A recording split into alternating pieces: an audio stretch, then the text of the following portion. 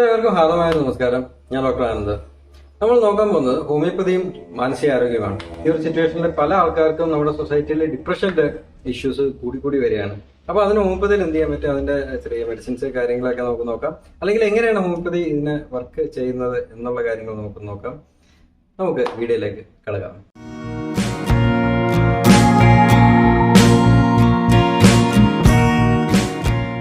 നമുക്കറിയാം, ഹോമിയോപ്പതി എന്ന് പറയുന്നത് വളരെ നാച്ചുറൽ ആയിട്ടൊരു ഒരു സിസ്റ്റമാണ്, ഒരു ഹോളിസ്റ്റിക് ആയിട്ടുള്ള ഒരു സിസ്റ്റമാണ്. ഓക്കെ, അപ്പം ഒരു ആളിനെയാണ് നമ്മൾ ട്രീറ്റ് ചെയ്യുന്നത്, അല്ലാതെ ഒരു പെർട്ടിക്കുലർ ആയിട്ടുള്ള ഒരു അസുഖത്തെ അല്ല. അതായത് ഡിപ്രഷൻ എന്ന് പറയുന്ന ഒരു സിറ്റുവേഷനെ ആസ് ഇറ്റ് സെൽഫ് അല്ല നമ്മൾ ട്രീറ്റ് ചെയ്യുന്നത്, പക്ഷെ ആ ഒരു ഇൻഡിവിജ്വലിനെയാണ്. ഓക്കെ, ആ ഒരു ഇൻഡിവിജ്വലിന്റെ ആ ഒരു സിറ്റുവേഷൻ മനസ്സിലാക്കിയിട്ട് ആണ് ആ ഒരു മെഡിസിന്റെ ആ ഒരു സെലക്ഷൻ വരുന്നത്. ഈവൻ സിംറ്റമാറ്റിക് ആയിട്ടുള്ള ചെറിയ വ്യത്യാസങ്ങൾ അതിനകത്ത് ഹോമിയോപ്പതിക് മെഡിസിൻസിൽ വലിയ വ്യത്യാസങ്ങൾ, അതിനകത്ത് ഡോസ്, ഫ്രീക്വൻസി, റിപ്പറ്റീഷൻ, അതിലൊക്കെ ഒത്തിരി വ്യത്യാസങ്ങൾ വരുന്നതാണ്. അപ്പോൾ ഓരോരോ സിംറ്റംസിനും അത്രയും കൂടുതൽ പ്രാധാന്യം കൊടുത്തിട്ടാണ് ഹോമിയോപ്പതിയിലെ ആ ഒരു മെഡിസിന്റെ ഒരു സെലക്ഷൻ വരുന്നത്. അതിൻ്റെ ആയിട്ടുള്ള ഒരു കോഴ്സ്, നമുക്ക് എന്തെങ്കിലും കാരണം കൊണ്ടാണോ ഈ ഇഷ്യൂ തുടങ്ങിയിട്ടുള്ളത്, അപ്പോൾ കാരണത്തിനനുസരിച്ച് മെഡിസിൻ മാറും.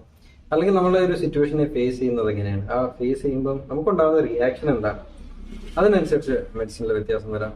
അല്ലെങ്കിൽ എന്തെങ്കിലും ഒരു സ്ട്രെസ് ഫാക്ടർ നമുക്ക് കണ്ടിന്യൂസ് ആയിട്ട് അനുഭവപ്പെടുന്നുണ്ടോ എന്നുള്ള കാര്യങ്ങളൊക്കെ വെച്ചിട്ടാണ് അതിനകത്ത് മെഡിസിൻസ് നമുക്ക് സെലക്ഷൻ വരുന്നത്. ഈവൻ ഹോമിയോപ്പതിക് മെഡിസിൻസിന്റെ സെലക്ഷൻ ബേസിക് ആയിട്ട് സംഭവിക്കുന്നത് വെച്ച് കഴിഞ്ഞാൽ, നമ്മൾ വെറുതെ ഒരു അസുഖത്തിനായിട്ട് ഇന്ന മെഡിസിൻ, അതായത് എക്സാമ്പിൾ പറയുന്നുണ്ടെങ്കിൽ തലവേദന അതിന് ഡോളോ കഴിക്കുന്നു, അല്ലെങ്കിൽ മൂക്കൊലിപ്പ് അതിന് ഒരു ആന്റിഹിസ്റ്റമിൻ കഴിക്കുന്നു, അല്ലെങ്കിൽ മോണോഗ്ലൂക്കാസ്റ്റ് കഴിക്കുന്നു അലർജിക്കായിട്ട്.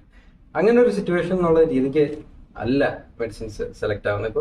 ഇപ്പം രണ്ട് വ്യക്തികൾക്ക് സെയിം അസുഖം തന്നെയാണ്, മൈഗ്രെയിൻ എന്നുള്ളൊരു ഇഷ്യൂ ആണെങ്കിലും നമ്മൾ ഒരു പക്ഷേ അതിനകത്ത് സിംറ്റമാറ്റിക് സിമിലാരിറ്റി അല്ല എന്നുണ്ടെങ്കിൽ തീർച്ചയായിട്ടും വേറെ മെഡിസിൻസ് ആയിരിക്കും അതിനകത്ത് സജസ്റ്റ് ആയി വരുന്നത്, റെക്കമെൻഡഡ് ആയിട്ട് വരുന്നത്. അപ്പം ഹോമിയോപ്പതിയിൽ ആ ഒരു സെലക്ഷനിൽ, മെഡിസിന്റെ സെലക്ഷനിൽ വ്യത്യാസമുണ്ട് എന്നുള്ള കാര്യം നമ്മളെല്ലാവരും മനസ്സിലാക്കുക. അപ്പൊ ഇതിന്റെ മെഡിസിൻ സെലക്ഷനെ കുറിച്ച് നമുക്ക് അറിയാനായിട്ട് സെപ്പറേറ്റ് വീഡിയോ ഞാൻ തീർച്ചയായിട്ടും ചെയ്തിട്ടുണ്ട്, അത് ചെക്കൗട്ട് ചെയ്തോളുക.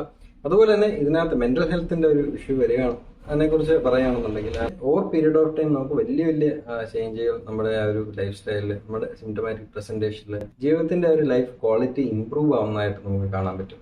ഓക്കെ, കാരണം ഹോമിയോപ്പതി ആക്ട് ചെയ്യുന്ന ഒരിക്കലും ഒറ്റ ഒരു പാർട്ടിലായിട്ടില്ല, പക്ഷേ ഓവർ ഹോൾ ബോഡിയാണ്. അത് മാനസികമായിട്ടുള്ളൊരു സ്പിയറിലും കൂടെ വളരെ എഫക്റ്റീവായിട്ട് ആക്ട് ചെയ്യുന്നതായിട്ട് കാണുന്നുണ്ട്. പല ആൾക്കാർക്കും വളരെ വലിയ റിലീഫ് കിട്ടുന്നതായിട്ട് നമുക്കറിയുന്നുണ്ട്. ഈവൻ പല റിസർച്ചുകളും നടത്തുന്നുണ്ട്. ഈ കോട്ടയത്തെ കുറിച്ച് ഒരു നാഷണൽ ഇൻസ്റ്റിറ്റ്യൂട്ട് ഉള്ളതായിട്ട് നമുക്ക് എല്ലാവർക്കും അറിയാം.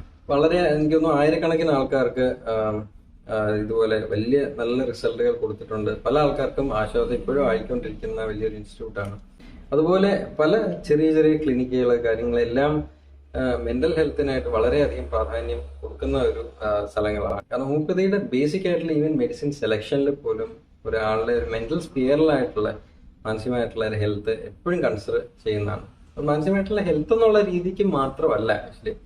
ഓക്കെ, ആ ഒരാളുടെ ക്യാരക്ടർ മനസ്സിലാക്കാൻ എന്നുള്ള രീതിക്ക് വരെ ഒരാൾ നമ്മുടെ ഒരു ക്യാബിനിലോട്ട് നടന്നു വരുന്ന രീതി, ആ ഒരു ബോഡി ഫിസിക്കൽ അപ്പിയറൻസ്, അതുപോലെ തന്നെ നമ്മളോടുള്ള റിയാക്ഷൻ, അതൊക്കെ വെച്ചിട്ട് അതിനകത്ത് മെഡിസിന്റെ ആ ഒരു വ്യത്യാസം എപ്പോഴും സ്ഥിരമായിട്ട് വരാറുണ്ട്. അപ്പം ഹോമിയോപ്പതിക് മെഡിസിന്റെ സെലക്ഷൻ ഞാൻ പറഞ്ഞപ്പം ഈ രീതിയിലൊക്കെയാണ്. അപ്പം ഇതിനകത്ത് വേറെ ഏതൊക്കെ വരും വെച്ചാൽ, ബാക്ക് ഫ്ലവർ റെമഡീസ് വരും, അതിനകത്ത് ഹോമിയോപ്പതിക് മെഡിസിന്റെ ടിഞ്ചേഴ്സ് വരും, ഡയലൂഷൻസ് വരും, ടിഷ്യൂ റെമഡീസ് വരും.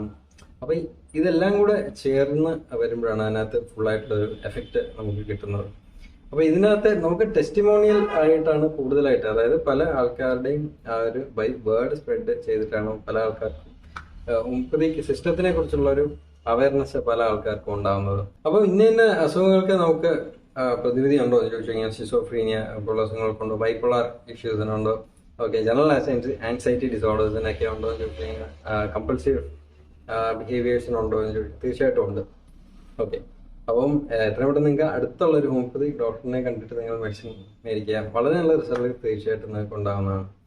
പിന്നെ ആ ഒരു ഇൻഡിവിജ്വലിനെ നമ്മൾ കണ്ടിന്യൂസ് ആയിട്ട് കംപ്ലീറ്റ് ആയിട്ട് നമുക്ക് എന്തുമാത്രം മനസ്സിലാക്കാൻ പറ്റുന്നോ, നമുക്ക് എക്സ്ട്രാക്ട് ചെയ്യാൻ പറ്റുന്ന സിംറ്റമാറ്റിക് സിമിലാരിറ്റി അനുസരിച്ചാണല്ലോ മെഡിസിൻ വരുന്നത്. അത് എന്തുമാത്രം നമുക്ക് മനസ്സിലാക്കാൻ പറ്റുന്നു, അതിനനുസരിച്ച് നമുക്ക് തീർച്ചയായിട്ടും വളരെ എഫക്റ്റീവ് ആയിട്ടുള്ള മെഡിസിൻസ് നമുക്ക് പ്രിസ്ക്രൈബ് ചെയ്യാൻ കഴിയും. അപ്പം over period of time medicines കഴിച്ചുകൊണ്ടിരിക്കുമ്പോൾ തന്നെ, ഇപ്പം നമ്മൾ വേറെ മെഡിസിൻസ് ആണെങ്കിൽ അതിനകത്ത് സൈഡ് എഫക്റ്റ് കാര്യങ്ങളൊക്കെ അതിനകത്ത് വരാത്തത്, പക്ഷെ ഹോമിയോപ്പതിക് മെഡിസിന്റെ കേസിൽ ഒരിക്കലും ഒരു സൈഡ് എഫക്റ്റിന്റെ ഒരു ഇഷ്യൂ വരുന്നില്ല. അത് ഓറലായിട്ട് ഇൻടേക്ക് ചെയ്യാനായിട്ട് വേറെ ഇഷ്യൂസ് ഒന്നുമില്ല. അത് പെയിൻഫുൾ ആയിട്ടുള്ള ഒരു മെത്തേഡ് അല്ല, അത് സ്വീറ്റ് ആയിട്ടുള്ള, സോഫ്റ്റ് ആയിട്ടുള്ള ഒരു അപ്രോച്ചാണ് ഹോമിയോപ്പതി. ഈ ഹോമിയോപ്പതിക് മെഡിസിൻസ് നമ്മൾ കഴിക്കുമ്പോൾ ടിഷ്യൂ റെമഡീസ് കഴിക്കുന്ന സമയത്ത്, ബാക്ക് ഫ്ലോ റെമഡീസ് കഴിക്കുന്ന സമയത്ത് സംഭവിക്കുന്നത് വെച്ച് കഴിഞ്ഞാൽ ഒരിക്കലും നമ്മുടെ ചുറ്റുമുള്ള സിറ്റുവേഷൻ, ആ ഒരു സറൗണ്ടിങ്സ്, എൻവയോൺമെന്റ് നമുക്ക് മാറ്റാൻ വളരെ ബുദ്ധിമുട്ടാണ് അല്ലേ. അപ്പോൾ നമ്മൾ ചേഞ്ച് കൊണ്ടുവരേണ്ടത് ഇന്റേണലി ആണ്. അപ്പോൾ മെഡിസിൻ കഴിക്കുന്നവരോട് സംഭവിക്കുന്നത് വെച്ച് കഴിഞ്ഞാൽ നമ്മുടെ ഒരു ചുറ്റുമായിട്ടുള്ള ഒരു എൻവയോൺമെന്റ് നമുക്ക് കുറച്ചുകൂടെ ആക്സെപ്റ്റബിൾ ആയി മാറുകയാണ്. ഓക്കെ, അപ്പോൾ അതിലൂടെ നമുക്ക് മനഃശാന്തിയും മനസ്സമാധാനവും നല്ല ഉറക്കവും കിട്ടാനുള്ള സാധ്യതകൾ കൂടുകയാണ്. അപ്പോൾ മൊത്തം ഒന്ന് റിലാക്സ് ആവുകയും കൂടുതലായിട്ട് നമുക്ക് ആ ഒരു ഹീല് ആകാനുള്ള ഒരു മാനസികമായിട്ട് നമുക്ക് കുറച്ചുകൂടെ ഹീലാകാനും റിഫ്രഷ് ആകാനും ഒക്കെയുള്ള ഒരു ഓപ്പർച്യൂണിറ്റി ഇതിലൂടെ നമുക്ക് കിട്ടുന്നുണ്ട്. എന്തെങ്കിലും ഡൗട്ടോ കാര്യങ്ങൾ നിങ്ങൾ തീർച്ചയായിട്ടും താഴെ കമന്റ് സെക്ഷൻ ചെയ്യാം. ഞാൻ എത്രയും പെട്ടെന്ന് റിപ്ലൈ എന്നാലാവുന്ന വിധം ഞാൻ ചെയ്യുന്നതാണ്. അതുപോലെ തന്നെ വീഡിയോ ലൈക്ക് ചെയ്യുക, ഷെയർ ചെയ്യുക, സപ്പോർട്ട് ചെയ്യുക. നിങ്ങളുടെ ലൈക്ക് തീർച്ചയായും എനിക്ക് ഇറ്റ് മീൻസ് ലോട്ട്. ഇതുപോലുള്ള വീഡിയോസ് ചെയ്യാനും ഇനിയും ഇൻഫോർമേറ്റീവ് ആയിട്ടുള്ള വീഡിയോസ് പുതിയതായിട്ട് കൊണ്ടുവരാനും ഒക്കെ വളരെ സഹായകരമാണ്. അതുപോലെ തന്നെ ഇതിനകത്ത് ചില കോമൺ ആയിട്ടുള്ള മെഡിസിൻസ് നമ്മൾ കൊടുക്കുന്നതെന്ന് വെച്ച് കഴിഞ്ഞാൽ നമ്മൾ കോൺസ്റ്റിറ്റ്യൂഷണൽ ആയിട്ടുള്ള മെഡിസിൻസ് കൊടുക്കും. അതായത് എക്സാമ്പിൾ പറയാൻ നാട്രമ്യൂർ, കാൽക്യൂര കാർബ്, ഫോസ്ഫറസ്. അപ്പോൾ ഇതൊക്കെ കോൺസ്റ്റിറ്റ്യൂഷണൽ ആയിട്ട് വരുന്ന ഹയർ ഡോസ് നമുക്ക് കൊടുക്കാൻ പറ്റുന്ന മെഡിസിൻസ് ആണ്. ഇത് കൊടുക്കുമ്പോൾ ആസ് എ ഹോൾ നമുക്കൊരു മാറ്റം വരും, ഒരു മെന്റൽ സ്പിയറിൽ നമുക്ക് ഒരു ആക്ഷൻ വരും.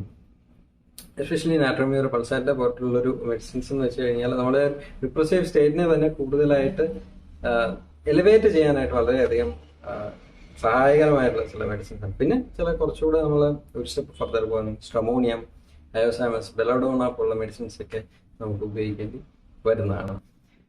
അപ്പോൾ ഇത്രയൊക്കെ പറഞ്ഞുകൊണ്ട് തന്നെ ഞാൻ ഈ വീഡിയോയുടെ വൈൻഡപ്പ് ചെയ്യാണ്. എന്തെങ്കിലും കാര്യങ്ങൾ എക്സ്ട്രാ ആയിട്ട് ആഡ് ചെയ്യാനുണ്ടെങ്കിൽ തീർച്ചയായും നിങ്ങൾ താഴെ പറയുക. എന്തെങ്കിലും വീഡിയോ സ്പെസിഫിക് ആയിട്ടുള്ള ടോപ്പിക്കിൽ ചെയ്യണമെന്നുണ്ടെങ്കിൽ തീർച്ചയായിട്ടും പറയാം. എല്ലാവർക്കും നല്ലൊരു ശുഭദിനം നേരുന്നു. നമസ്കാരം. Thank you.